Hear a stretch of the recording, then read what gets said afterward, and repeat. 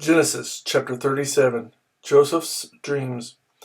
Jacob lived in the land where his father had stayed, the land of Canaan. This is the account of Jacob. Joseph, a young man of 17, was tending the flocks with his brothers, the sons of Bilhah and the sons of Zilpah, his father's wives, and he brought their father a bad report about them. Now Israel loved Joseph more than any of his other sons, because he had been born to him in his old age, and he made a richly ornamented robe for him. When his brothers saw that their father loved him more than any of them, they hated him and could not speak a kind word to him. Joseph had a dream, and when he told it to his brothers, they hated him all the more. He said to them, "Listen to this dream I had. We were binding sheaves of grain out in the field, when suddenly my sheaf rose and stood upright, while your sheaves gathered around mine and bowed down to it." His brothers said to him, "Do you intend to reign over us? Will you actually rule us?"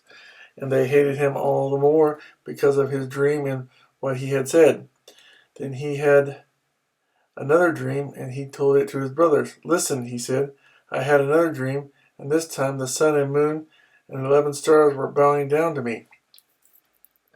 When he told his father as well as his brothers, his father rebuked him and said, "What is this dream you had? Will your mother and I and your brothers actually come and bow down to the ground before you?" His brothers were jealous of him, but his father kept the matter in mind. Joseph sold by his brothers. Now his brothers had gone to graze their father's flock near Shechem, and Israel said to Joseph, "As you know, your brothers are grazing the flocks near Shechem. Come, I am going to send you to them." "Very well," he replied. So he said to him, "Go and see if all is well with your brothers and with the flocks, and bring word back to me." Then he sent him off from the valley of Hebron. When Joseph arrived at Shechem, a man found him wandering around in the fields and asked him, "What are you looking for?" He replied, "I'm looking for my brothers. Can you tell me where they are grazing their flocks?" "They have moved on from here," the man answered. "I heard them say, 'Let's go to Dothan.'" So Joseph went after his brothers and found them near Dothan, but they saw him in the distance, and before he reached them, they plotted to kill him. "Here comes that dreamer," they said to each other. "Come now, let's kill him and throw him into one of these cisterns and say that a ferocious animal devoured him. Then we'll see what comes of his dreams." When Reuben heard this, he tried to rescue him from their hands. "Let's not take his life," he said. "Don't shed any blood.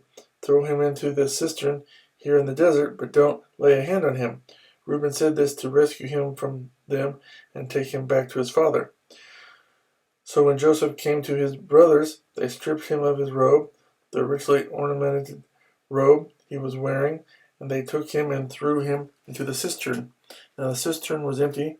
There was no water in it. As they sat down to eat their meal, they looked up and saw a caravan of Ishmaelites coming from Gilead.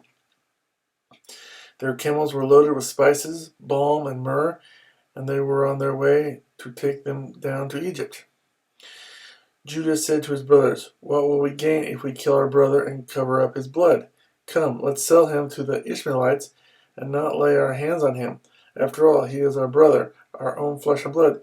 His brothers agreed. So when the Midianite merchants came by, his brothers pulled Joseph up out of the cistern and sold him for 20 shekels of silver to the Ishmaelites, who took him to Egypt. When Reuben returned to the cistern and saw that Joseph was not there, he tore his clothes. He went back to his brothers and said, "The boy isn't there. Where can I turn now?" Then they got Joseph's robe, slaughtered a goat, and dipped the robe in the blood. They took the ornamented robe back to their father and said, "We found this. Examine it to see whether it is your son's robe." He recognized it and said, "It is my son's robe. Some ferocious animal has devoured him. Joseph has surely been torn to pieces." Then Jacob tore his clothes, put on sackcloth, and mourned for his son many days. All his sons and daughters came to comfort him, but he refused to be comforted. "No," he said in mourning, "will I go down to the grave to my son." So his father wept for him. Meanwhile, the Midianites sold Joseph in Egypt to Potiphar, one of Pharaoh's officials, the captain of the guard.